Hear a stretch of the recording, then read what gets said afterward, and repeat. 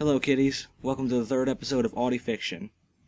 In this episode, we'll be introducing a brand new fanfiction, one that's very popular, known as the Peacekeeper, which is a very popular fairy tale fanfic some of you anime fans might be familiar with. You'll find a link to it in the description. It's basically about the adventures that Lucy goes on when she's been roped into babysitting duty.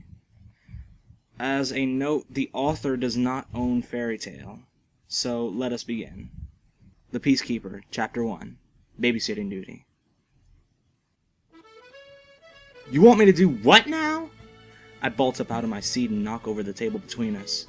Papers are sent flying, and Master grumbles something about his brats making messes, but I really don't care.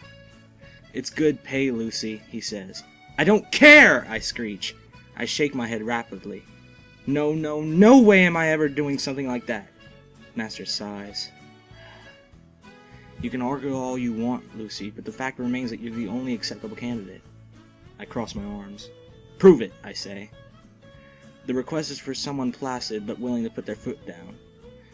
Urza is too loud and brash. Mira couldn't handle it. Levi is too quiet. Lisana might let her history with Natsu cloud her judgment. Evergreen would never agree to this. Kana would drink herself stupid. She wouldn't even be able to do her job. Wendy is already going, and Lockie is on a mission and won't return for quite a while. Master finishes his list and begins to place the upset papers in neat piles. I'm guessing he'll ask Mira to sort through them properly later. Do you know how hard this will be? I ask, relenting a little. To do that for 6 months? A whole half year? To lose that long? Master shakes his head. It will be easy, Lucy, he tells me. Easy? I yell. How is babysitting dragon slayers and their exceeds easy? It's a direct order from the Magic Council. They need as many dragon slayers as possible. They've even let Cobra out of jail for this. They need a peacekeeper and have asked Fairy Tail to supply one.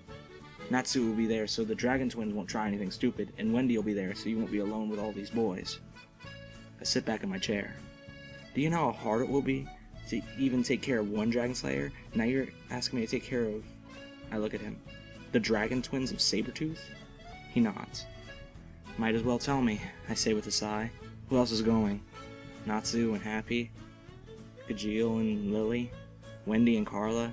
Laxus and Cobra? Sting, Rogue, and their exceeds. I'm not sure of their names, though. I nod. Lecter and Frosh. I suppose that it wouldn't be too bad. Laxus wouldn't really poke his nose in anyone else's business. If Cobra misbehaved, he would go straight back to his cell. Rogue is indifferent most of the time, so I wouldn't say that actually mattered. Wendy wasn't likely to stir up trouble. Gajeel had a lot more common sense than Natsu, so he mightn't really get into a fight unless provoked. The only problems were Natsu and Sting. I groan. I better keep them separated for as often as possible. The Magic Council is willing to cover any unnecessary expenses, and when I mentioned your apartment and Wendy's residence at Ferret Hills, they agreed to pay the rent on both places while you're away. I raise my eyebrow. Necessary expenses, I say. Does that include food? You have no idea how much Natsu alone can eat. Master nods. I lean back in my chair, saying words I know I'll regret later. Alright, I'll do it. Well, that was a particularly short chapter, but most prologues are. If you want to hear more, subscribe. I'll be doing CSI Death by Chocolate tomorrow, and I'll be alternating through these two stories for a few days. Alright, I'm out.